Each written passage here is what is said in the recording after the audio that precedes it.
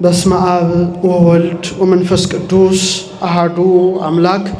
አቤቱ ጌታችን አምላካችን ንጉሳችን ብርሃናችን አዶናይ ኤልሻዳይ በአንድነት በሶስትነት የምትመሰገን አብ ወልድ መንፈስ ቅዱስ ክብርና ምስጋና አምልኮትና ወዳሴ ላንተ ይገባሃል። የተከበሩ አባታችን መጋቢ ሐዲስ ዲበኩሉ በላይ የቤተ ክርስቲያኗ ዋና አስተዳዳሪ፣ ክቡራን በአውደ ምሕረቱ ላይ ያላችሁ ሊቃውንተ ቤተ ክርስቲያን፣ የተወደዳችሁ የተከበራችሁ የክርስቶስ ቤተሰቦች ሚመናን ሚመናት ሁላችሁም አንድ አምላክ በሚሆን በአብ በወልድ በመንፈስ ቅዱስ ስም እንደምን ቆያችሁ? እንደምን ሰነበታችሁ? እንደምን አረፈዳችሁ? ልዑል እግዚአብሔር ሁላችንንም በሕይወትና በሰላም ጠብቆ ለዚህች ዕለት አድርሶናልና የአባቶቻችን አምላክ በአንድነት በሶስትነት የሚሰለስ የሚቀደስ የሚመሰገነው ልዑል እግዚአብሔር ስሙ የተመሰገነ ይሁን። እንደ እግዚአብሔር ቸርነትና እንደ እግዚአብሔር ቅዱስ ፈቃድ ዛሬ የምንማማረው ትንቢተ ዘካርያስ ምዕራፍ 3 ቁጥር 9 ላይ ባለው ቅዱስ ቃል መነሻነት ይሆናል። ኃይለ ቃሉ ምን ይላል? በዲበ አሐቲ እብን ሰባቱ አዕይንት፣ በአንድ ድንጋይ ላይ 7 ዓይኖች ነበሩ። እስቲ አብረን እንበለው። በአንዱ ድንጋይ ላይ በሉ እስቲ 7 ዓይኖች ነበሩ። ይህን ቃል የተናገረው ነቢየ እግዚአብሔር ዘካርያስ ነው። ሙሉ ቃሉ ምን ይላል? በኢያሱ ፊት ያኖርኩት ድንጋይ እነሆ አለ። በአንዱ ድንጋይ ላይ 7 ዓይኖች አሉ። እነሆ ቅርጹን እቀርጻለሁ ይላል የሰራዊት ጌታ እግዚአብሔር ይላል። ይህን ርዕስ የመረጥኩበት ምክንያት ዛሬ ለየት ያለ ቀን ነው። ዕለቱም ያው ሥላሴ ናቸው፣ 7 ነው። ወሩም ደግሞ 7ኛ ወር ነው።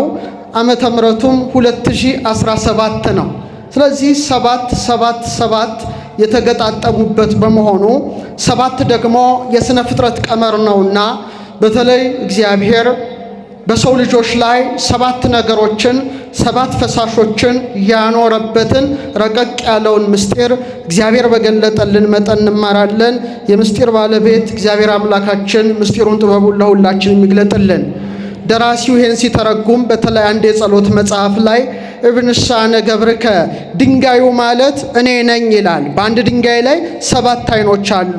በአንድ ድንጋይ ላይ 7 ዓይኖችን እንዳበራ የኔንም 7ቱን የልቡናዬን ዓይኖች አብራ ብሎ እግዚአብሔርን ይማጸናል። ታዲያ እግዚአብሔር አምላክ በሥነ ፍጥረት ላይ ይልቁኑ ደግሞ በአርአያውና በአምሳሉ በገነባው በፈጠረው በሰው ልጅ ላይ 7 ነገሮችን አኖሯል።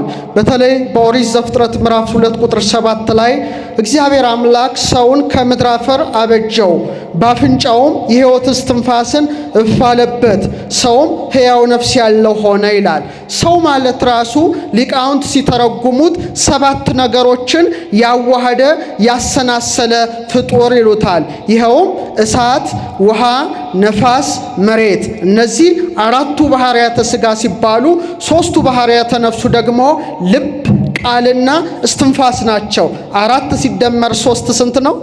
7 ነው። ስለዚህ 7 ነገሮችን እግዚአብሔር አምላክ በሰው ልጆች ላይ አኑሯል ማለት ነው። እያንዳንዱን ዘርዘር አድርገን ነው የምንመለከተው። ስለዚህ በጣም በማስተዋል እንድትከታተሉ በልዑል እግዚአብሔር ስም ጠይቃለሁ። ይህ ስነ ፍጥረትን ሲፈጥር በተለይ ከዕለተ እሑድ ጀምሮ እስካረፈባት ቀዳሚት ድረስ ያሉት ስነ ፍጥረት በሙሉ በሰው ልጆች ላይ እንዲንጸባረቁ አድርጓል። ሰው ማለት ምድራዊነትን ከሰማያዊነት ያዋሃደ ያሰናሰለ ብቸኛ ፍጡር ነው። ምድራዊም ነው፣ ሰማያዊም ነው። ስለዚህ ሰማያዊ ተፈጥሮ ምድራዊ ተፈጥሮ በውስጡ ተስለውበታል። ለምሳሌ እግዚአብሔር አምላክ በዕለተ እሑድ 7ቱን ሰማያት ፈጥረዋል። 7ቱን ሰማያት ሲፈጥራቸው ግን አፈጣጠራቸው ከእሳት ነው። ከምንድን ነው አልኳቸው? ከእሳት። ዋዩን ትቶ ሙቀቱን ትቶ በብርሃኑ 7ቱን ሰማያት ፈጥረዋል። ለዚህ ነው ሊቃውንተ ቤተ ክርስቲያን ሰማይ የሚሉት። ሰ ማለት እሳትነትን የሚወክል ነው። ማይ ማለት ደግሞ ውሃን የሚወክል ነው። የእሳት ሰማያት አሉ፣ የውሃ ሰማያት አሉ። ስለዚህ ሁለቱ ቃላት ሲዋሃዱ ሰማይ የሚል ቃልን ሰጥተዋል። ከጽርሐ አርያም ጀምሮ እስከ ኤረር ያሉት 7ቱ የእሳት ሰማያት ናቸው። ስለዚህ አስቀድሞ የእሳት ዓለማትን አኖረ። በመቀጠል ደግሞ ባቢል የሚባል ነፋስን ወይም አየርን አኖረ። ቀጥሎ ደግሞ ሃኖስን ወይም ቀጥሎ ጠፈርን ውሃን አኖረ። ቀጥሎ ምድርን አኖረ። ስለዚህ ደረጃውን በደንብ አድርገን ስናይ እሳት አንደኛ፣ ቀጥሎ ነፋስ ሁለተኛ፣ ቀጥሎ ውሃ ሶስተኛ፣ መሬት አራተኛ። ይሄ እንግዲህ የአጽናፈ ዓለም ስሪት ነው። እነዚህ ሁሉ በሰው ልጆች ላይ እንዲንጸባረቁ ስላደረገ ሊቃውንት አባቶቻችን ምን ይላሉ? አራቱ ባህሪያተ ሥጋ የሚሰለጥኑባቸው አራት የሰውነታችን ቦታዎች አሉ። እነዚህ መክብበ ሕዋሳት የምንለው ራሳችን፣ ቀጥሎ ደረታችን፣ ሶስተኛ ሆድቃችን፣ አራተኛ ከወገባችን በታች ያለው መሬትን የሚረግጥ እግራችን ነው። ስንት ናቸው ማለት ነው? ሰው ለስንት ይከፈላል? ለአራት ይከፈላል። ስለዚህ ጭንቅላቱን ስንመለከተው እሳት ነው። ምንድን ነው? እሳት ነው። በደንብ አድርጋችሁ ብትመለከቱት ልክ እንደ ሰባቱ ሰማያት እግዚአብሔር አምላክ ሰባት ነገሮችን ሰው ፊት ላይ ያስቀምጠዋል። በኋላ በዝርዝር እናያቸዋለን። 2 አይኖች፣ 2 ጆሮዎች፣ 2 የአፍንጫ ቀዳዳና አፍ ሲደመር ስንት ነው?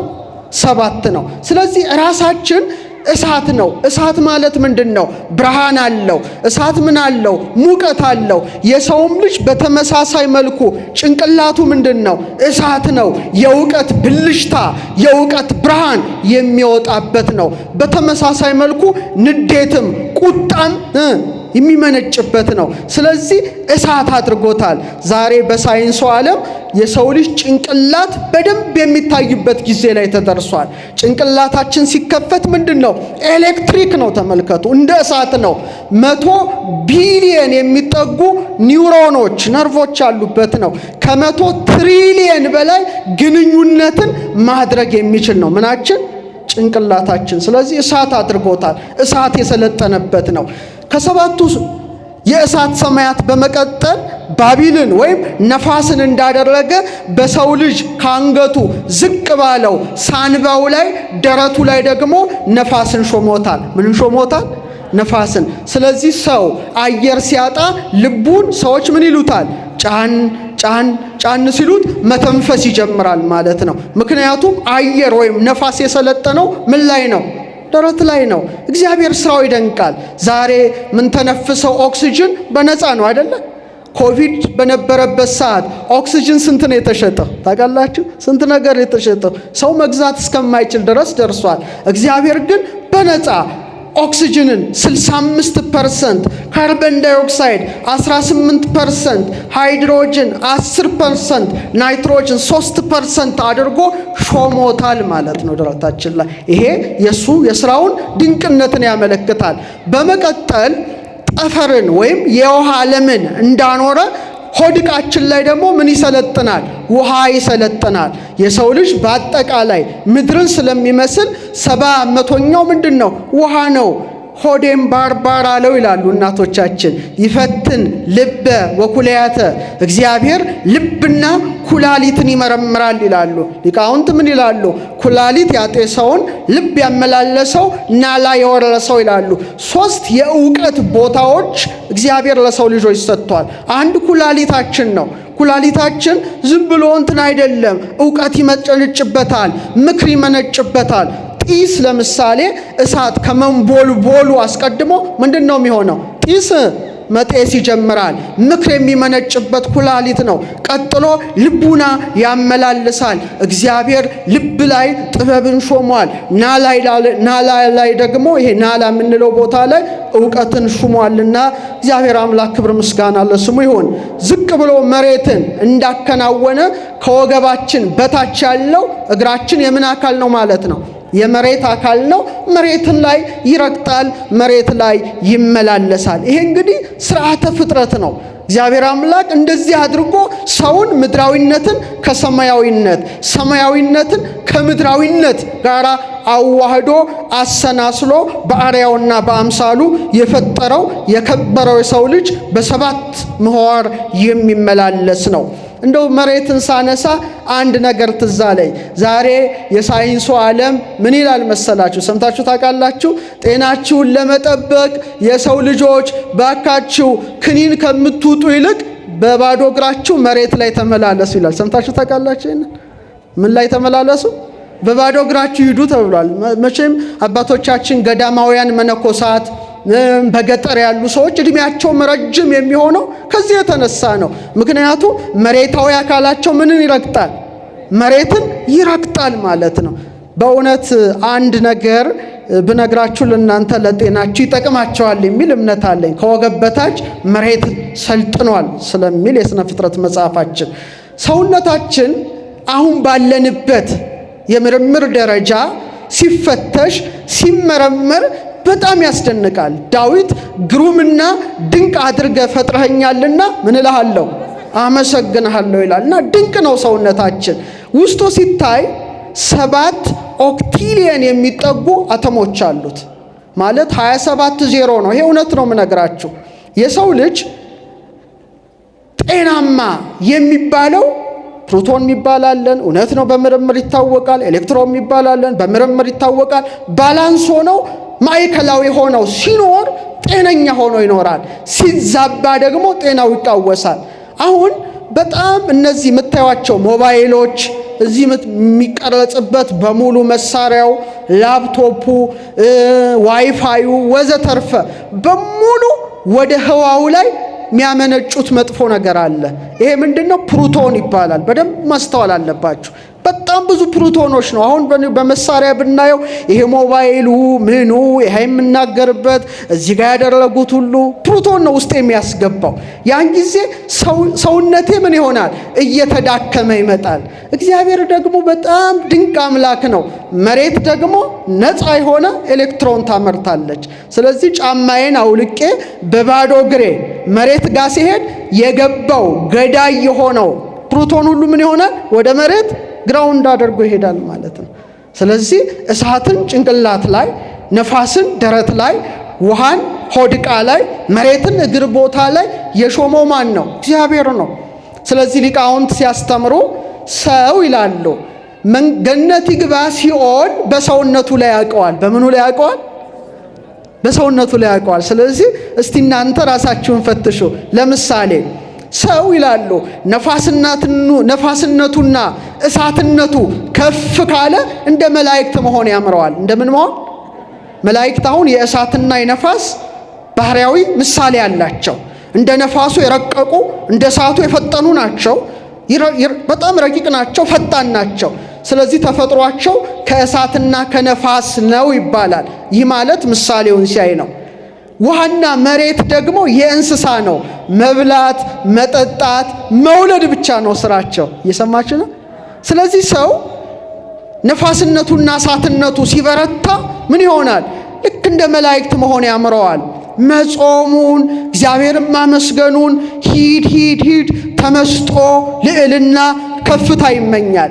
ውሃውና መሬትነቱ ዝቅ ያለው ጫን ሲለው ደግሞ ብላ፣ ጠጣ፣ ውለድ፣ ሌላ ነገር አያውቅም ማለት ነው። እነዚህ ሁልጊዜ ነፍስን እየጎተቷት ይኖራሉ። ሰው ነፍሱ ከስጋው ስትለይ እሳትነቱና ነፋስነቱ ከላይ ያለው ነገር ከፍ ያለ ከሆነ ነፍስ ወደ የትኛው ዓለም ትሄዳለች? ወደ ላይኛው ዓለም ማለት ነው። ቦታዋ ነው ነፋስና እሳት። ወደ ረቂቁ ወደ እሳቱ ዓለም ወደ ነፋሱ ዓለም ትሄዳለች። ውሃነትና መሬትነቱ ደግሞ ተጭኖት ከኖረ ወዴት ይወርዳል ማለት ነው? ነፍሱ ወደ ታችኛው ዓለም ትወርዳለች። ስለዚህ ራሳችሁን ገምግሙ የትኛው ቦታ ነኝ የሚለው። እንግዲህ አራቱም ባህሪያተ ሥጋ እንዲህ ስናይ ደግሞ በጣም የረቀቀ ልብ፣ ቃል፣ እስትንፋስ ያለው የሰው ልጅ ምን አለ? ነፍስ አለ ማለት ነው። እቺ የሥላሴ ምሳሌ ናት። ሥላሴ ንግበር ሰብአ በአርአያነ ወበአምሳሊነ፣ ሰውም በመልካችን እንደ ምሳሌያችን እንፍጠር፣ በልብነት በቃልነት በእስትንፋስነት ከዊን ማለት ነው። አስቡ እስቲ ልብ ሲባል ቀላል ነገር ነው እንዴ? ምን ልብ? ከልብ ምን ይወለዳል? ቃል። እስቲ በሉ ምን ይወጣል? እስትንፋስ። ለምሳሌ እኔ በልብ የማስበውን ነገር አታውቁትም እናንተ። ግን ማግዘፍና ማውጣት ስፈልግ ወረቀት አመጣና እስክሪብቶ አመጣና በልብ የማስበውን ነገር ወረቀት ላይ በቃልነት አግዝፌ እወልደዋለሁ፣ እገልጠዋለሁ፣ አሳየዋለሁ። ያን ጊዜ ያ መጽሐፍ ምን ይባላል? ልብ ወለድ። ሰምታችኋል አይደለ? ምን ወለድ? ጎሳ ልቤ ቃለ ሰናየ ልቤ መልካም ቃልን አገሳ ወለደ አወጣ ነው። እስትንፋስ ደግሞ ይወጣል። በልብነታችን የአካላዊ ልብ የእግዚአብሔር ምሳሌ፣ በቃል ከወይናችን የአካላዊ ቃል የእግዚአብሔር ወልድ ምሳሌ፣ በእስትንፋስ ከወይንነታችን የአካላዊ እስትንፋስ የመንፈስ ቅዱስ ምሳሌ፣ ምድራዊነትን ከሰማያዊነት ያጣመርን እኛ ምኖች ነን? ሰዎች ነን ማለት ነው። ስለዚህ ይህን ነገር በሚገባ መረዳት ማወቅ ያስፈልጋል። ዛሬ ቀኑ 7 ነው፣ ወሩ 7 ነው፣ ዓመተ ምሕረቱ 2017 ነው እና ስለ 7 ብዙ እናያለን። እግዚአብሔር ስንት ዕለታትን ፈጥሯል? ኧረ ንገሩኝ። 7 ዕለታትን ፈጥሯል። በ7ቱ ዕለታት ልክ የሰው ልጅን የሚወክሉ ነገሮችን ያስቀመጠው። ለምሳሌ የመጀመሪያው ዕለት ምን ይባላል? ንገሩኝ እስቲ። ሰንበት እኮ መቼ ነው? እሁድ ነው። የመጀመሪያው ዕለት እሁድ ነው። የሥራ መጀመሪያ ነው ለእኛ ሰኞ የምትሉት እንጂ እሁድ ነው። እሁድ ማለት ይሂድ ይሂዶት ካለው የግዕዝ ንዑስ አንቀጽ ይወጣል። አንደኛ መጀመሪያ ማለት ነው። እግዚአብሔር በዚህ ዕለት ብርሃን ይሁን አለ፣ ብርሃንም ሆነ። እግዚአብሔርም ብርሃንን ከጨለማ ለየ ይላል ኦሪት ዘፍጥረት ምዕራፍ 1 ከቁጥር 3 እስከ 4። መጀመሪያ ምን ነበረ? ጨለማ ነበረ። እግዚአብሔር ግን ምን አለ? ብርሃን ይሁን አለ፣ ብርሃንም ሆነ ይላል። ያ ብርሃን ዝንቱ ብርሃን ኮኖሙ ጥበበ ወአእምሮ ይላል። ለመላእክት ዕውቀት የሆናቸው ብርሃን ነው። ደገኛ ብርሃን ነው። ታዲያ ያም ብርሃን በሰው ልጆች ላይ እንዲታይ አድርጎታል። ለምሳሌ መጀመሪያ ምን ነበረ? ጨለማ። ቀጥሎ ምን መጣ? ብርሃን መጣ። ይሄ በዕለተ እሁድ ነው። ይሄ ምን ያመለክታል ይላሉ ሊቃውንት? ጨለማ የዚህ ዓለም ምሳሌ ነው።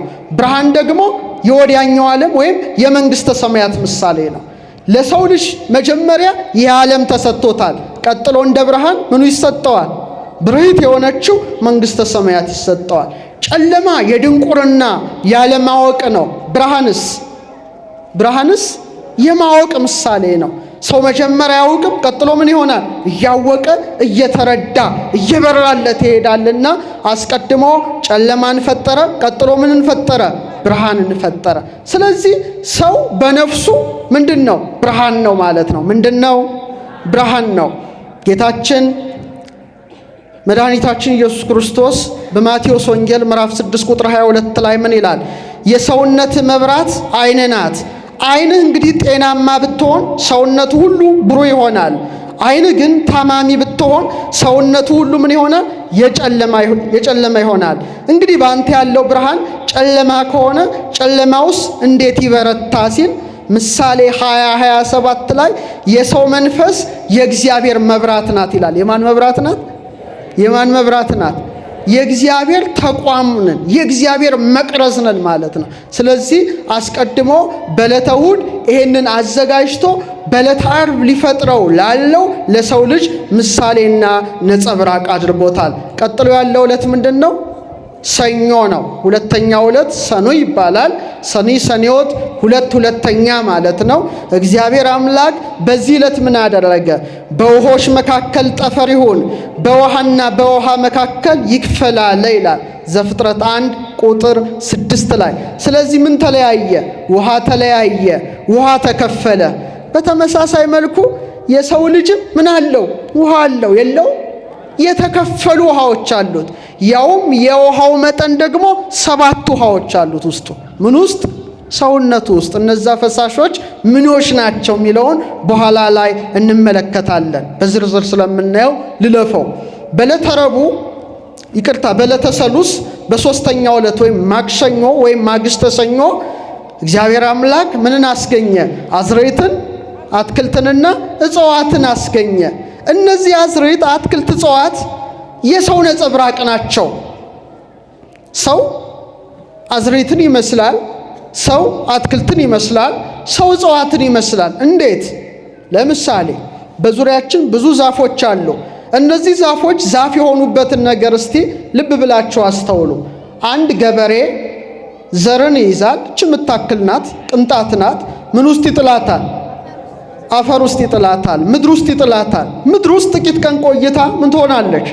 ትበቅላለች። ከበቀለችስ በኋላ ታድጋለች። ካደገስ በኋላ ያብባል፣ ያፈራል። ካበበ ካፈራ በኋላ ምን ይሆናል? ይደርቃል። ከደረቀ በኋላ ይቆረጣል ወይም ይታጨዳል። እህል ታጭዶ ተወቅቶ ምን ውስጥ ይገባል? ጎተራ ውስጥ ይገባል። ጎተራ ውስጥ ገብቶ አይቀርም። እንደገና በዓመቱ ገበሬ አውጥቶት ዘርቶት አሽቶ በቅሎ በስሎ ይበላል። ይሄ ማለት የሰው ልጅን ይመስላል። በእያንዳንዱ ዕለት የሰራቸው ስራዎች ምድራዊነትን ከሰማያዊነት ለሚያዋህደው ለሰው ልጅ ምሳሌ ሲያደርግ ነበረ። ገበሬ ዘርን ይዞ መሬት ላይ እንደሚወረውር እኛም ስንጸነስ ከአባት ዘር ወደ እናት ማህፀን ምን ሆንን? ተላክን። ተመሳሳይ ነገር እኮ ነው። ለዚህ ነው መሬትን እናት የምንላት ማለት ነው። ዘሯ መሬት ውስጥ እንደምትቆይ እኛም 9 ወር ከ5 ቀን በእናታችን ማህፀን ምን ሆንን? ኖርን። ዘሯ ጥቂት ቀን ቆይታ እንደምትበቅል እኛም ምን ሆንን? ተወለድን። እንደሚያድግ አደግን። ዛፉ እንደሚያብብ እንደሚያፈራ እኛም ባል ሚስት አግብተን ቤት ንብረትን ልጆችን ሁሉ ምን አደረግን? አፈራን። በኋላ እንደሚደርቅ እኛም እርጅና መጣብን። እንደሚቆረጥ ሞትን። ጎተራ እንደሚገባ ተቀበርን። ከጎተራ ወጥቶ እንደገና ተዘርቶ አሽቶ በቅሎ 30 60 100 ቅንጣት አውጥቶ እንደሚበቅል እኛም ከጎተራ መቃብር ባለቤቱ ክርስቶስ ያስነሳናል። 30 60 100 ይዘን እነሳለን። ስለዚህ አዝርዕት፣ አትክልት፣ እጽዋት ምንን ይወክላሉ? የእኛን ሕይወት ይወክላሉ። ለምሳሌ ይሄ ዛፍ 3 ነገሮች አሉት። የፊት ለፊት ያለው ስር አለው፣ ግንድ አለው፣ ቅርንጫፍ አለው አይደል እንዴ? መጀመሪያ ምኑ ነው? ስሩ ነው። ቀጥሎስ ግንዱ ነው። ከግንዱ ላይ ምን አሉ? አይጩ ቅርንጫፎች አሉ። ስር ማለት ምንድን ነው? ዘሮቻችሁ ትውልዶቻችሁ ናችሁ። ስር ይባላል። ግንዱ ማነን? እኛ ነን። ቅርንጫፎቹ ማናቸው? እኛ የምንወልዳቸው በእኛ ግንድነት የሚገኙ ልጆቻችን የልጅ ልጆቻችን ናቸው። ስለዚህ ሰውን እንዲመስሉ አድርጓቸዋል። እቺ ደግሞ ምድር ናት ይህን ሁሉ ነገር የምታከናውነው። ልክ እንደ ድንጋይ አጥንት አለን፣ እንደ ዛፍ ስሮች የደም ስሮች አሉን። ይሄ ሁሉ እንደ አፈር ደግሞ ቆዳ አለን ማለት ነው። ስለዚህ በዕለተ ሰሉስ የፈጠራቸው አዝርዕት፣ አትክልት፣ እጽዋት ማንን ይወክላሉ? የሰው ልጅን ይወክላሉ ነው። እንቀጥል። ቀጥሎ ዕለተ ረቡዕ ይመጣል። አራተኛው ዕለት ምንን ፈጠረ? ፀሐይን ፈጠረ፣ ጨረቃን ፈጠረ፣ ከዋክብትን ፈጠረ። ያ ነገር ደግሞ እንደገና የሰው ልጅ ላይ ይንጸባረቃል።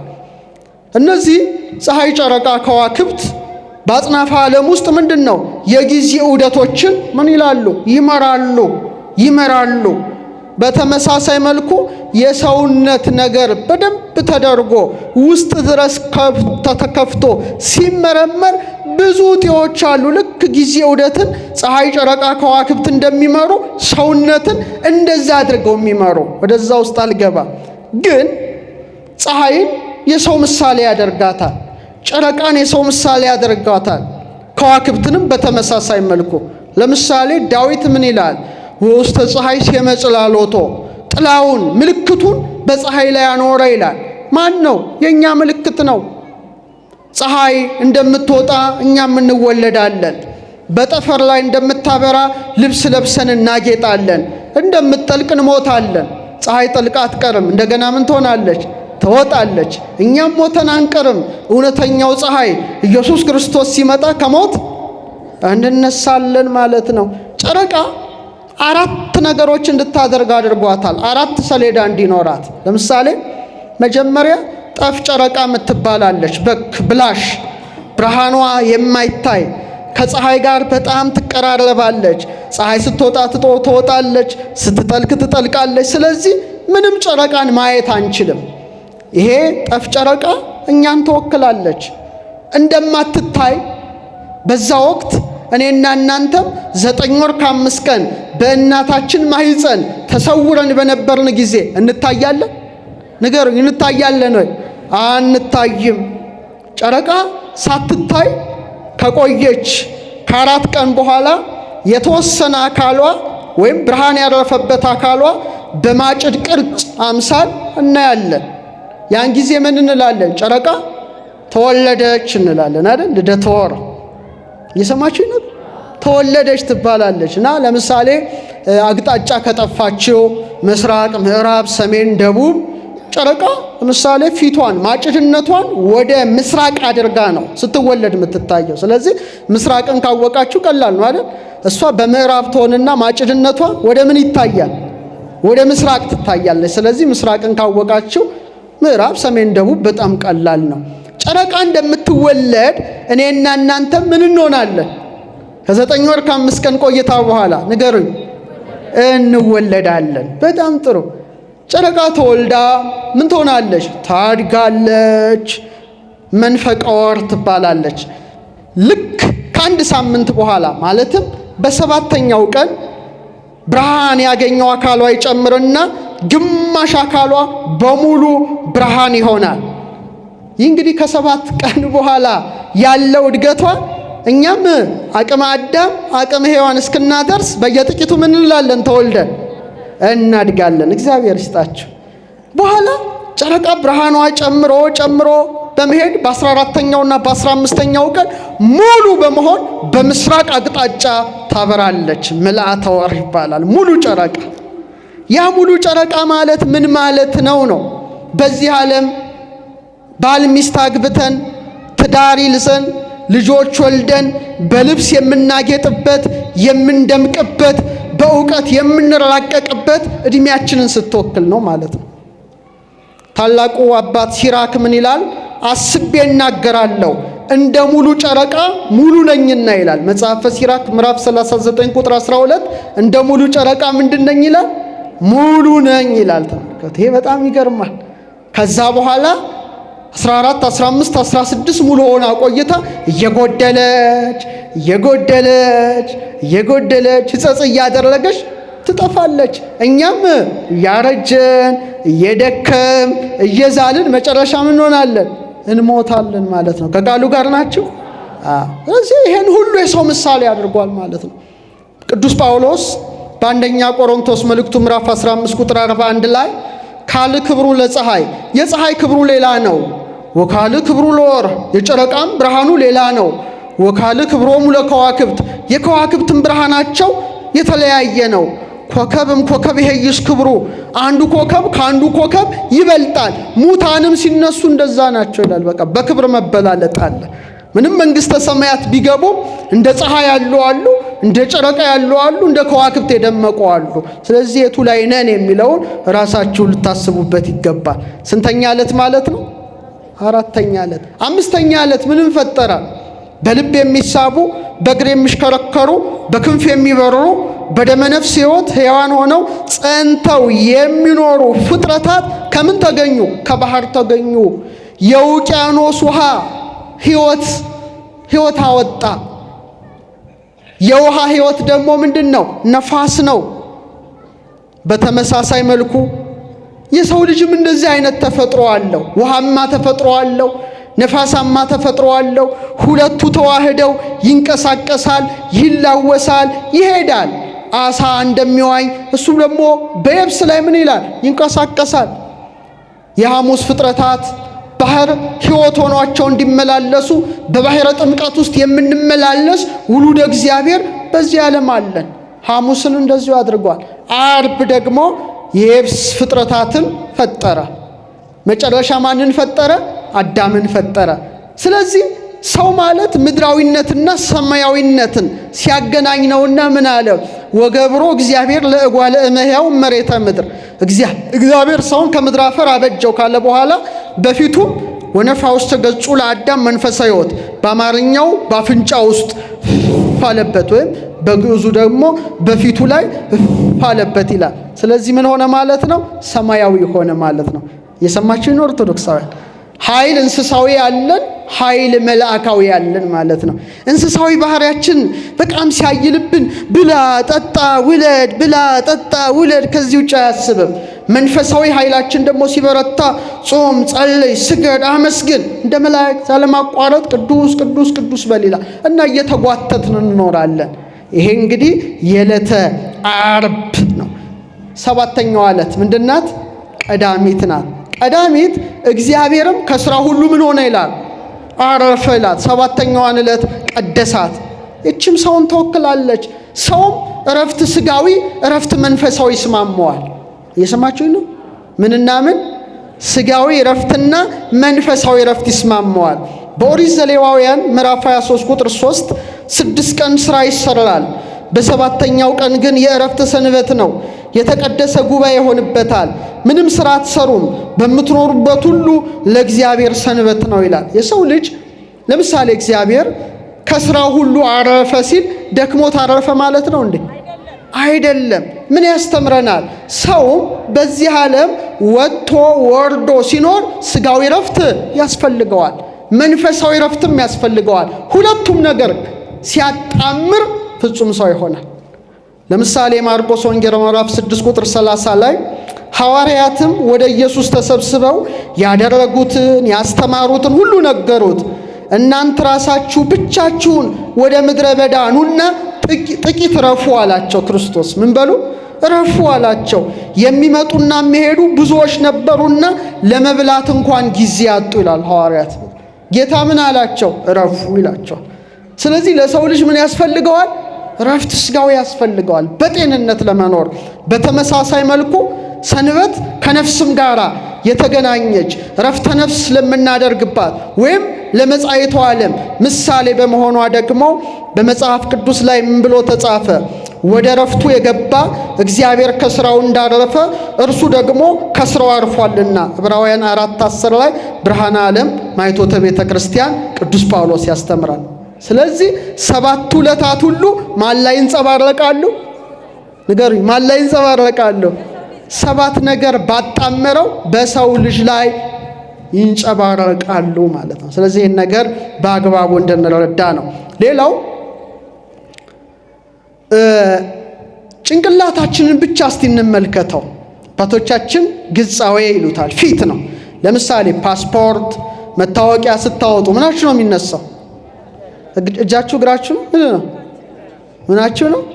በቃ ፊታችሁ ነው። አለቀ። የሰው መታወቂያው ምኑ ነው? እጁ ቢቆረጥ አይኖርም? እግሩስ ቢቆረጥ ይኖራል አይደለ? እሱ ይኖራል። አንገቱስ ቢቆረጥ አይኖርም። ተመልከቱ። ይሄ ማለት የተባለበት ፊት ነው፣ የከበረ ነው። ስለዚህ የሰው ልጅ በጣም በተለየ መልኩ ፊቱ ላይ ብዙ ነገሮች አሉ። እነዛን ነገሮች እስቲ ልንገራችሁና ወደፊት ፊታችሁን በመስታወት ስትመለከቱ ቢያንስ አርያ እግዚአብሔርን ስታዩ ራሳችሁን በጣም ታከብራላችሁ። ይሄ ፊት እጅግ የከበረ ፊት ነው። የእግዚአብሔርን እስትንፋስ የተቀበለ ፊት ነው። በጣም የሚደንቀው አዳም አባታችን ስንተኛ ፍጥረት ነው? እስቲ ንገሩኝ። ያ ፍጥረት ነው። በጣም በቀላሉ 22 እስቲ በሉ 22ኛ ስነ ፍጥረት 22ኛው የሰው ልጅ ነው። ይሄን እንዳትረሱ። 22ኛው ነው። ዛሬ በዚህ ዓለም ያሉ ምሁራን በጣም በሳይንሱ ዓለም ከፍተኛ ደረጃ ተደርሷል። አንግቶ የሰው ልጅ እስከል ማለት ራስ ቅሉ ሲታይ ይሄ ማለት ነው። ስንት አጥንት እንዳለው ታውቃላችሁ? 22 አጥንት የሰው ልጅ ተለይቶ ስንት አጥንት አለው? እስከሉ ይሄ ራስ ቅሉ 22 አጥንት አለ። እግዚአብሔር ዝም ብሎ ሊያስቀምጠው አይችልም። 22 የእግዚአብሔር ስሞች አሌፋት እንዳሉ አዳምም 22ኛ ፍጥረት እንዳለ ከአዳምም እስከ ያዕቆብ አባቶቻችን 22 አርዕስተ አበው እንዳሉ በተመሳሳይ መልኩ አዳምም እኛም ሁላችን የሰው ዘሮች ጭንቅላታችን ስንት አጥንት አለው? 22 አጥንት አለው። ግን ፊታችን ደግሞ 7 ነገሮች አሉበት። ስንት ነገሮች? ለዚህ ነው ሶሎሞን ምን ይላል? ጥበብ አነጸት ላቲ ቤተ፣ ጥበብ ለራሷ ቤት ሰራች። ወአቀመት ላቲ 7 አዕማደ፣ 7 ምሰሶዎችንም አቆመች ይላል። ጥበብ ማን ነው? እግዚአብሔር ነው። 7ቱ ምንድን ናቸው? ሰማያት ናቸው፣ ዕለታት ናቸው። ይህ ብቻ ሳይሆን ጥበብ እግዚአብሔር የሰራን ቤት እኔና እናንተ ነን። 7 ምሰሶዎች የተባሉ አዕማደ ጥበብ የሚባሉ 2 ዓይኖች፣ 2 ጆሮዎች፣ 2 የአፍንጫ ቀዳዳና አፍ በድምሩ ስንት ሆነ? 7 ነው ማለት ነው። ግን እነዚሁን 7 ነገሮች 7 ነገር ሊያልፍባቸው ይገባል። ይህም ማስተዋል ያስፈልጋል። ስንት ዓይኖች አሉ? 2 ዓይኖች አሉ። የቀኝ ዓይን የግራ ዓይን ራሱ ትርጉም አለው በመንፈሳዊ ያለ የእውነት ራእይ ነው። ቀኝ ምንድን ነው? ብርቱ ነው። ቀኝ ጠንካራ ነው። ቀኝ ኃያል ነው። ቀኝ በብዙ መልኩ ይፈታል። ስለዚህ ዳዊት እግዚአብሔር ምኔ ነው አለ፣ ብርሃኔ ነው አለ። እግዚአብሔር ምኔ ነው? ብርሃኔ ነው። አይን ከብርሃን ጋር ሲዋሃድ ነው ያው። ለዚህ ነው የሰውነት መብራት ምን ናት አለ? አይን ናት። አይን ብሩህ ሆኖ ለምና ምን ይሆናል? ብሩህ ይሆናል። ስለዚህ ለአይንተ ልቡናችን ረቂቅ ብርሃንን ስጥ ይላል ቅዳሴ ጊዜ ላይ። ለአይንተ ልቡናችን ረቂቅ ብርሃንን ስጥ። ይህን ግዙፉን ነገር ለማየት ግዘፍ የሆነ ብርሃን ከአይን ጋር ሲዋሃድ ነው። ከእውነተኛው ብርሃን የተዋሃደ አይን ደግሞ ማንን ያያል? እግዚአብሔርን ይመለከታል። ለምሳሌ ሊቃውንት ቀኝ አይንን በፀሐይ ግራ አይንን በጨረቃ ይመስሉታል። ጨረቃ የማንን ብርሃን ታንጸባርቃለች? የፀሐይን ብርሃን ታንጸባርቃለች። መንፈሳዊ ነጸብራቅ ነው። ስለዚህ አይኖቻችን ሁሉ ለማን ሊገዙ ይገባል ማለት ነው? ለማን ሊገዙ ይገባል? ለእግዚአብሔር ሊገዙ ይገባል። አይናችን እሱን ማየት አለበት። አይናችን ሕጉን መመልከት አለበት። ሁሌ ሁለት አይናችን ለእሱ ብቻ መሰጠት ለእውነተኛው ብርሃን አለበት።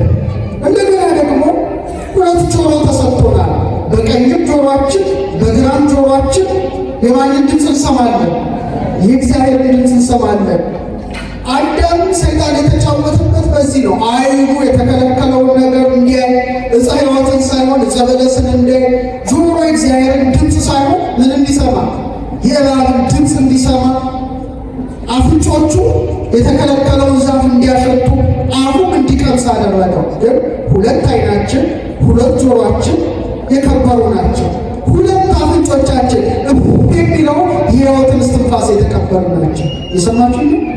አፋችን ደግሞ የማንን ምስጋና የሚያወራ ነው? አንደበቱ ሁሉ እስትንፋስ ያለው ማንን ያመስግን? እግዚአብሔርን ያመስግን ይላል። የንግግር ኃይል ያለበት። ስለዚህ ሰዎች መቅረዝን ይመስላሉ። ምንን ይመስላሉ? መቅረዝ። መቅረዝ ስንት ብርሃን አለው? ስንት ብርሃን አለው? 7 ብርሃን አለው። ያው መቅረዝ እኛ ነን ማለት ነው። በዲበ ሀብቲም አለ ዘካርያስ። በአንድ ድንጋይ ላይ ስንት መብራቶች ነበሩ? 7 አይኖች ነበሩ። 2 አይኖቻችን፣ 2 ጆሮቻችን፣ 2 አፍንጫ ቀዳዳዎቻችን፣ አፋችን ለማን ብቻ ይገዛል? ለፈጠረው ለአልፋ እግዚአብሔር ብቻ ይገዛል። በዮሐንስ ራዕይ ምዕራፍ 1 ቁጥር 12 ላይ እንዲህ ይላል፣ የሚናገረኝን ድምፅ ለማየት ዘወር አልኩ። ዞር ብዬ 7 የወርቅ መቅረዞች አየሁ። ስንት? በመቅረዞቹ መካከል የሰው ልጅ የሚመስለውን አየሁ ይላል። እሱ ማን ነው? ስንቱ ቃል ክርስቶስ ነው። በመቅረዙ መሃል ይመላለሳል ይላል። በምኖቹ መሃል? በመቅረዙ መሃል ይመላለሳል። ኢየሱስ ክርስቶስ። አሁን ወደ እኛ ሕይወት እናምጣው። በ7ቱ የመቅረዝ መብራቶች መካከል ጌታችን እንደተመላለሰ ዛሬ በክርስቲያኖች በ7ቱ መቅረዝ በተመሰሉ አዕማደ ጥበብ በተባሉ ሰውነታቸው ውስጥ ካልተመላለሰ መብራታቸው የጠፋባቸው ድንጋይ ብቻ ናቸው። ስለዚህ 2 አይኖቻችን ውስጥ ማን ሊመላለስ ይገባል? መድኃኔዓለም ሊመላለስ ይገባል። የሰማችሁ ነው? ስንቶቻችን ነው ኢየሱስ ክርስቶስ በአይናችን ውስጥ የሚመላለሰው? በአይናችን ምን አይነት ስራ እየሰራንበት ነው? በየሶሻል ሚዲያው አይኖቻችን እኮ ረክሰዋል፣ ቆሻሻ ነገሮችን በመመልከት። የክርስቲያን 2 አይኖቹ ግን ማንን ሊያዩ ይገባል? ኢየሱስ ክርስቶስን ሊያዩ ይገባቸዋል። በመቅረዙ መካከል እንደተመላለሰ 2 አይኖቻችን፣ 2 ጆሮቻችን የማንን ድምፅ ሊሰሙ ይገባል? የክርስቶስን ድምፅ ሊሰሙ ይገባል። 2 የአፍንጫ ቀዳዳዎቻችን ምኑን ሊያሸቱ ይገባል? መዓዛ ቁርባኑን ሊያሸቱ ይገባል።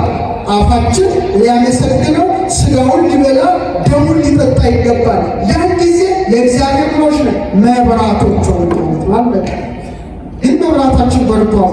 አይናችን እሱን እያየው ነው ኢየሱስ ክርስቶስን፣ ጆሮአችን እየሰማው ነው፣ አፍንጮቻችን እያሸተቱት ነው፣ አፋችን እየበላው ነው፣ እየጠጣው ነው። ራሳችን ጥያቄያችንን መጠየቅ ይላል።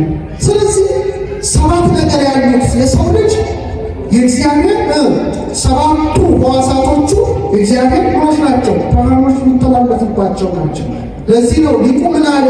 ድንጋዩ እኔ ነኝ አለ። ምሳሌ ገብረከ በከመ አብራከ ሰባቱ ዓይኖች እንዳበራ ጌታ መድኃኒተ ኢየሱስ ክርስቶስ ሆይ ሰባቱ የልቡን ዓይኖች አብራልኝ ይላል። ያብራልኝ መድኃኒት። ስለዚህ ሰው እግዚአብሔር መቅረስ ስለሆነ ሲጸልይ እጁን ወደ እግዚአብሔር ያነሳል። ወደ ማን ያነሳል? ወደ ማን ያነሳል? ዳዊት ምን ይላል? በሌሊት በቤተ መቅደስ ውስጥ እጆቻችሁን አንሱ እግዚአብሔርንም ባርኩ ይላል መዝሙር 133 ላይ። እጆቹን ሲያነሳ ሰባት ነገሮች ነው የሚተባበሩት። ልክ እንደ መቅረዝ እንሆናለን ማለት ነው። ለዚህ ነው እግዚአብሔር መብራት ነው የሰው ልጅ ነፍስ ያለ። ለምሳሌ እስቲ እንደዚህ በሉ እስቲ አብዛኞቻችሁ እንደዚህ በራሳችሁ እጃችሁ እንደዚህ በሉ ስለጸልዩ ባዛችሁ ሲጸልዩ እጃችሁን አንሱ አሐዱ ሲሉ ካህኑ አሐዱ አብ ቅዱስ እጃቸውን ዘርግተው ነው። ይሄ ማለት የሰው ልጅ መሰሪያ ነው፣ መቅረዝ ሰሪያ ነው። እስቲ መቅረዞቹ ሰባት እንደሆኑ እጃችሁን ሲዘረጉ ሰባት ነገር ነው የሚዘረጋው። ለምሳሌ ከትከሻችሁ አንስቶ እስከ ክርናችሁ ድረስ ስንት አለ? አንድ። ከክርናችሁ እስከ መዳፋችሁ መጀመሪያ ስንት አለ? ሁለት። ቀጥሎ የሚዘረጋው ቅድም ጀባርና ክርስቶስ የቆጠራችሁበት ካፍ መዳፋችሁ ስንት? ሶስት።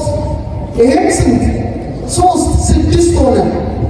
የእግዚአብሔር መንፈስ ማረፊያ አክሊል የሚደረግበት ይሄ ታላቁ ራስ ሲቆጠር ምን ሆነ? ሰባት። መቅረዙ መሀለኛው ነው፣ ንጹህ ዘይት። ሌዋዊው ካህን ይመጣና ዘይት ያፈስበታል በመካከል።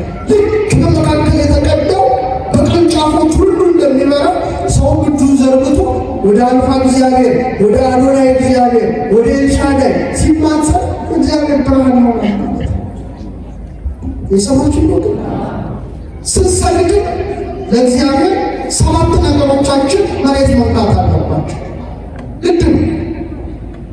ስትሰግዱ ሁላችንም በሰባቱ የጸሎት ጊዜያት ልክ ስግደቶችን ስንሰግድ ሰባት ነገሮቻችን መሬት ያልፋል። አንድ ምናችን ያልፋል? ሁለቱ እግሮቻችን አይነኩም መሬት። በጣም ጥሩ። ሁለተኛ ጉልበቶቻችን። ስንት ጉልበቶች አሉ? ሁለት ጉልበቶች አሉ። ሶስተኛ ምናችን? እጆቻችን። ስንት ሆነ? ስድስት። መጨረሻ የቀረው ምንድን ነው? ግንባር ነው። መሬታችን ይነካል። ሰባት ነገሮች መሬት ይነካሉ። አዎ መሬት ነበር። መሬት የሆነውንና ከሰባት ማንነት ያዋቀረው ማን ነው? እግዚአብሔር ነው። ጻድቅ ሰባት ጊዜ ይወድቃል፣ ሰባት ጊዜ ይነሳል እንደሚባል በኃጢአት ብንወድቅ የሚያነሳን ማን ነው? አራቱ ባህርያቶቻችን ነፍሳችን እሱ ተለይታ ስትኖር በትንሣኤ ዘጉባኤ ሰባቱንም አዋህዶ የሚያስነሳው ማን ነው? እግዚአብሔር ነው። ስለዚህ ስንወድቅም ሰባት ነገሮች ግድ መሬት ነው። ስንዘረጋም ሰባት ነው፣ ስንሰግድም ሰባት ነው። በጣም የሚደንቀው አንገት ትልቅ ነገር ነው አይደል? አንገት በሉቃስ 15 ላይ የጠፋው ልጅ ወደ አባቱ ቤት ሲመለስ ምንድን ነው የሚለው? ተነስቶ ወደ አባቱ መጣ። እርሱም ገና ሩቅ ሳለ አባቱ አየውና አዘነለት። ሮጦ አንገቱን አቀፈውና ሳመው ይላል። በእግዚአብሔር መታቀፍ ደስ ያሰኝ። አንገቱን አቅፎ ሳመው። ደግሞ አንገተ ደንዳና ማለት ነው። የሚገርማችሁ አንገታችን ራሱ ያለው የአጥንት ብዛት ስንት ነው? ሰባት። አይገርም? ስንት ነው? ሰባት። ሰባት። ስለዚህ በጣም ይደንቃል። ግሩምና ድንቅ አድርገህ ፈጥረኸኛልና ምን እልሃለሁ? አመሰግንሃለሁ። እንደው ይህን አንገት ሳነሳ ከአንገት ዝቅ ብል ደግሞ የበለጠ ደስታ ይሰማል። ሰው በአርአያ እግዚአብሔር ስለተፈጠረ እያንዳንዱ አጥንቱ፣ ጅማቱ፣ ጠጉሩ፣ ጥፍሩ ጭምር በማን ይታወቃል? እግዚአብሔር ይታወቃል። በጣም ያስደንቅ ነገር ነገራችሁ። ዛሬ ዘመኑ ረቋል እና መሳሪያው በሚያሳየን ሰዓት የበለጠ እየተደነቀ አቤቱ ስራ ድንቅ ነው፣ እጹብ ነው፣ እጹብ ነው ነው የምትሉት።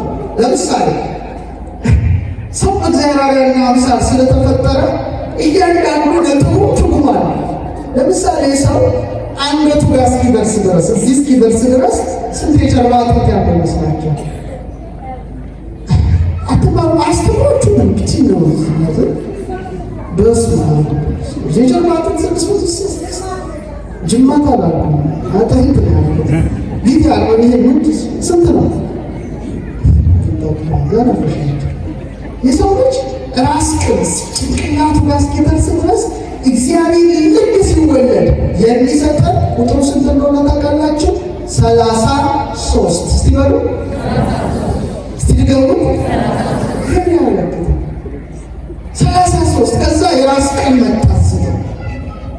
አዎ የክብር ባለቤት ንጉሳችን፣ ሕይወታችን፣ ፀሐያችን፣ እረኛችን፣ የነፍሳችን ጠባቂ ይኸው እግዚአብሔር ኢየሱስ ክርስቶስ ልክ በ33 ዓመቱ የራስ ቅል በምትባል ጎልጎታ ላይ ምን ሆነ?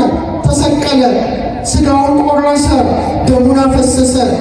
በከበረ ደሙ ፈሳሽነት ዓለምን ምን አደረገ? አዳነ። አንድ ወቅት ከጠበብት አለቃ እያሌው ታምሩ የሰበኩት ስብከት ላይ ሰማሁት። በጣም ያስደንቀኛል። ምን አሉ? የራስ ቅል በምትባል ጎልጎታ ላይ ጌታችን ምን ሆነ? ተሰቀለ፣ ዓለምን አዳነ። ዛሬ የራስ ቅል የተባለው ማንን? የእኛ ራስ ነው። ቀራንዮ ላይ አንዴ ተሰቅለዋል። ዛሬ ግን በክርስቲያኖች ራስ ላይ እርሰ ልቡና ላይ ሁሌ መስቀሉ ተተክሏል ብለው አስተምረዋል። በጣም ይገርማል። በ33 ዘመኑ የራስ ቅል ጎልጎታ ላይ የተሰቀለው ጌታ ዛሬ አጥንታችን 33 ነው። ይህም 22 ነው። እናንተ የማታስተውሉ አለ ጳውሎስ የገላትያ ሰዎች፣ ኢየሱስ ክርስቶስ እንደተሰቀለ ሆኖ በፊታችሁ ተስሎ ነበር። ለእውነት እንዳትታዘዙ አዚም ያደረገባችሁ ማን ነው ይላል። አዚም ያደረገብን ማን ነው? ስለዚህ እያንዳንዱ አካላችን፣ እያንዳንዱ ሕዋሳችን ስለማን ይናገራል? ስለ ሰው ይናገራል። ሸክላው ሰሪውን ይሰብካል። ደግሞ ትንሽ ሊጨምር ሲነሳ በቅርብ ነው፣ በጣም በቅርብ ሰው ልጅ ጋር የሚቆም ምርምር አይደለም። እውቀት ይጨምራል፣ ይሄዳል፣ አይቆምም። ለምሳሌ ሰው ልጅ አልወለድኩም ብሎ ቢክድ በምን ይታወቃል? ነገር ውስጥ ይዘልጅ በምኑ? በዲኤንኤው ይታወቃል አይደል? አሏሽም ጸጉሩ ጭምር እውነት እኮ ነው። ሰው ጥፍሩ ጭምር እውነት ነው የሚመሰከረው፣ ውሸት የለበትም። እና ዲኤንኤ ታውቃላችሁ፣ ሴላችን ኒውክለስ ውስጥ ያለ ነገር ነው። ግን ቢገርመው ውስጡ ምን እንዳለ ታውቃላችሁ?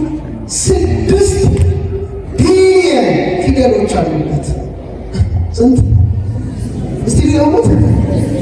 በጣም ይገርማል። 1500 መጽሐፍ ቅዱስ ላይ የተጻፈ ቃል ደሙት። እያንዳንዳችን ፊደላችንን እንጻፍ ቢባል ከ50 ዓመት በላይ ይፈጅብናል። ራሳችሁ ውስጥ እግዚአብሔር ያስቀምጥ። ተራሳችሁ ነው። በጣም የከበረ እሱ አይደል? እንደሚገርም አንድ ፊደል ቢጎድል ሰው አካለ ስንኩል ሆኖ በዊልቸር ነው የሚሆነው። በደንብ ይታያል በመሳሪያ። ግን አንድ የሚያስደንቅ ነገር ውስጡ ታየ። ይህን ያዩት የእስራኤል ሳይንቲስቶች ናቸው። አሁን በጣም ብዙ ሚሊየን ደረጃ ማግኒፋይ የሚያደርግ ብዙ እንትኖች አሉ፣ መሳሪያዎች አሉ። የሉም ወይ? አሉ። ለምሳሌ እያንዳንዱ ተመራማሪ በራሱ የሆነ ምርምር የሚያጠናበት አለ። ለምሳሌ እኛ በአስትሮኖሚው ዘርፍ ለምሳሌ በስነ ፈለኩ ማለት ነው የሰማችሁ ነው። ለምሳሌ አንድ ሰው ቀና ብሎ ቢመለከት ከዋክብት ልይ ያው በዚህ ላበራ እችላለሁ ብርሃን ስላለ ነው እንጂ እዛ ድረስ ላይት ሊያበራ ይችላል ማለት ነው። ምንድን ነው የሚያመለክተው? ማግኒፋይ ሲደረግ እዛ ውስጥ ምን ተገኘ መሰላችሁ? እግዚአብሔር ስራ ነው የምነግራችሁ። እጅግ ትደነቃላችሁ። እነሱ አድንቀው እጹብ ያሉበት ነው። 10፣ 5፣ 6፣ 5 ልና ይቆማል። መሰላም ነገር ነው የሚመስለው ቅርጹ 10፣ 5፣ 6፣ 5 10፣ 5፣ 6፣ 5 እያለ ይሄዳል። በኋላ መቼም ብሉይ ኪዳን የተጻፈበት የዕብራይስጥ ቋንቋ ነው። ይታወቃል። ይሄ ነገር አምላክ ለምንድን ነው ይሄ ቁጥር ያስቀመጠው ብለው 10ን 5ን 6ን 5ን ሲመረምሩ መዝሙር 118 ላይ ሄደ። የሰማችሁ የእግዚአብሔር 22 ሰዎች አሉ። አሌፋት ይባላሉ።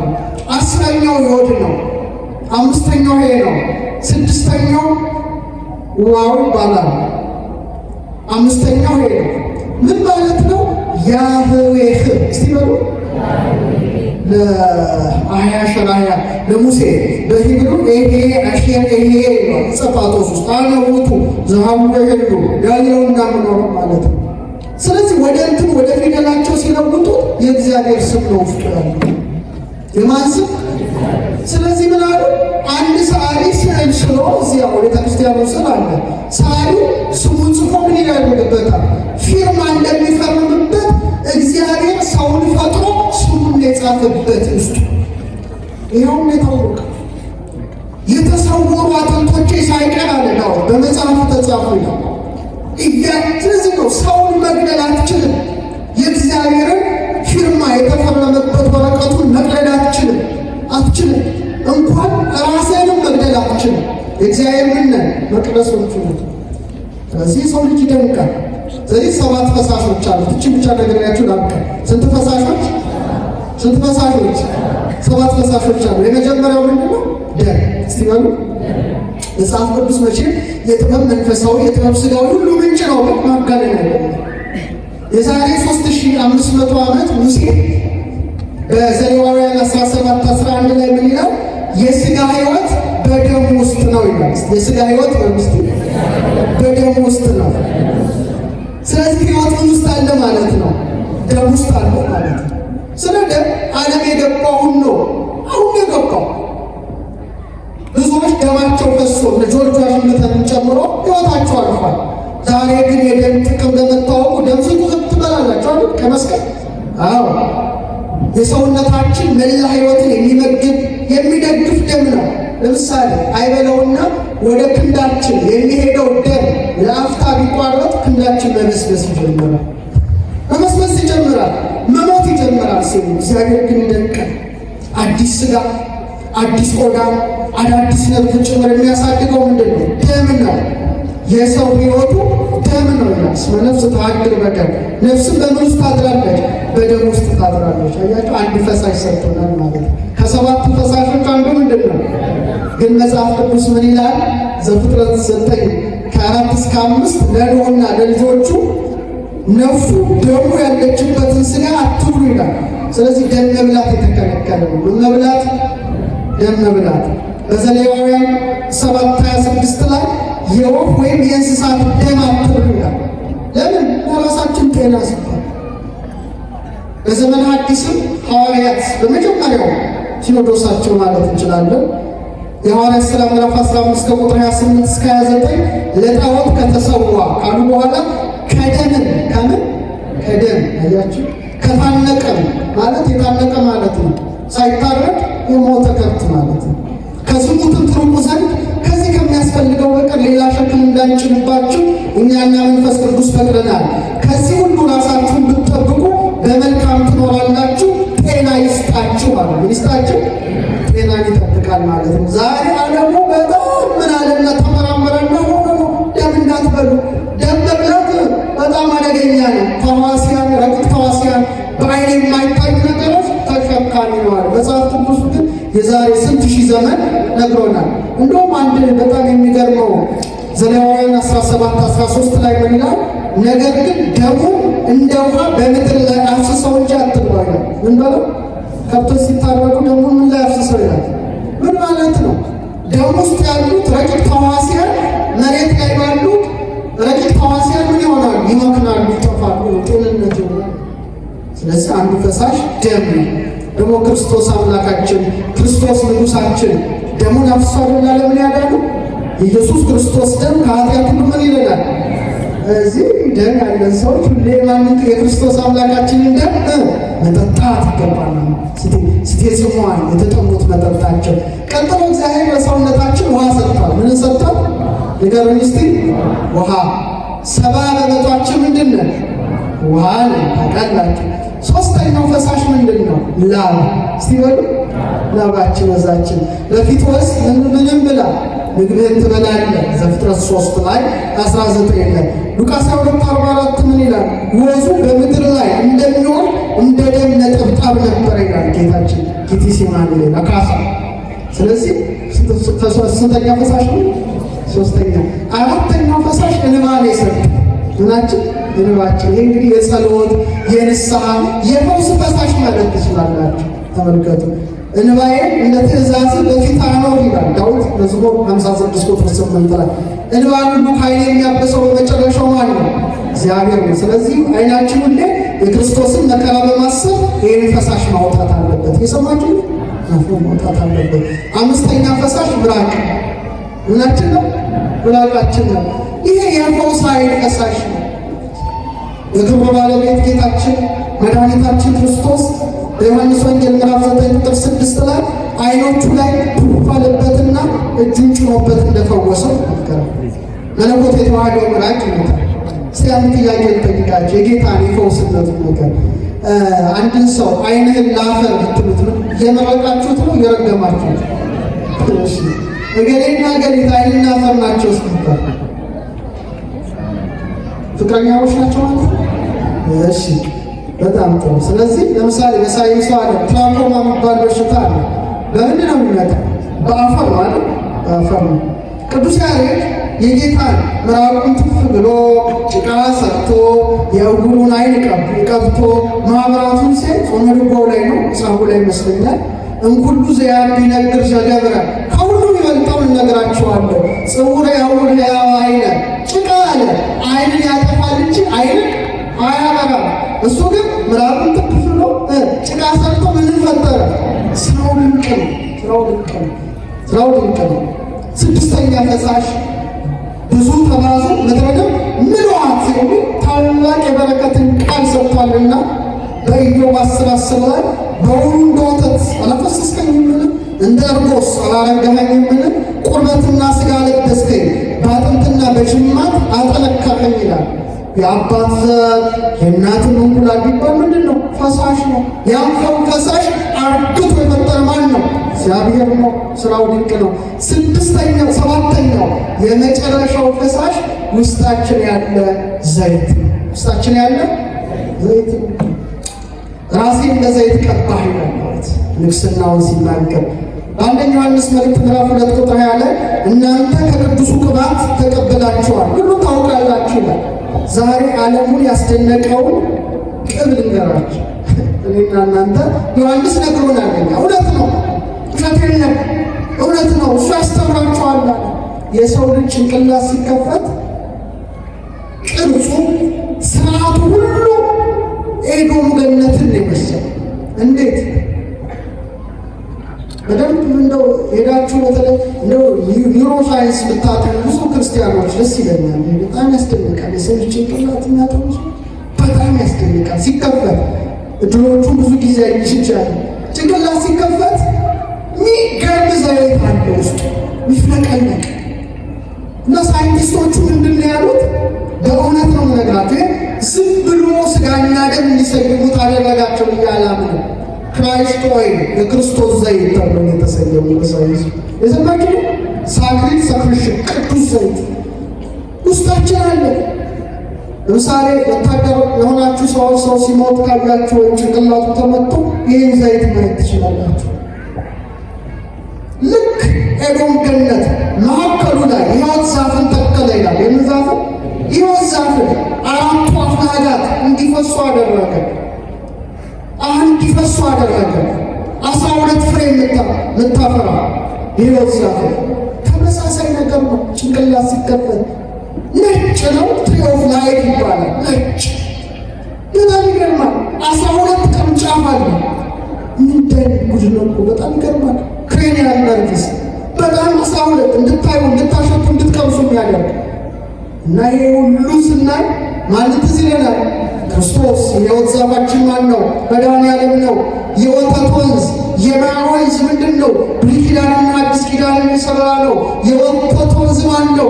ራሱ ኢየሱስ ክርስቶስ ነው። ወይኔ ደሙን የሰጠን የዘይት ወንዝ ማን ነው? ልጅነትን የሰጠን ነው። ውስጣችንን ያዘይትን ያስቀመጠ እሱ ማን ነው? ክርስቶስ አምላካችን ነው። ስለዚህ ሰውን እንደዚህ ብንመድበው ብንደለድለው ሁሉ ምንድን ነው? ሰባት ሰባት ሰባት። አዳም አባታችንም የኤዶም ገነት የቆየው በስንት ዓመት ነው? ስንት ዓመት ነው? ይቀር ስንት ዓመት ነው? 7 ዓመት ቆየ። በሰባተኛው ዓመት ዕፀ በለስን በልቶ ቢባረር ሰባተኛው ትውልድ ደግሞ ማን ተነሳ? ሄኖክ ተነሳ። አዳም፣ ሴት፣ ሄኖስ፣ ቃይናን፣ መላልኤል፣ ያሬድ፣ ሄኖክ። እስተኛው ደግሞ ካይነሞት ምን አለ? ተሰወረ። 7 ትልቅ ቁልፍ ናትና ዛሬ ቀኑ 7 ነው፣ ወሩ 7 ነው፣ 2017 ነው። በአንድ ድንጋይ ላይ ለኢያሱ ሁሉን እፈጥራለሁ፣ ቀርጻለሁ፣ እንደ አዲስ አደርጋለሁ በአንድ ድንጋይ ላይ 7 ዓይኖች አሉ እንዳለ 7ቱን የልቡናችንን ዓይኖች ክርስቶስ አምላካችን አብርቶ እሱን እንድናየው ቅዱስ ፈቃዱ ይሁንልን። ያስተማረን የመከረን የሠራዊት ጌታ ልዑል አምላክ ክብርና ምስጋና አምልኮትና ውዳሴ ለእሱ ይገባል።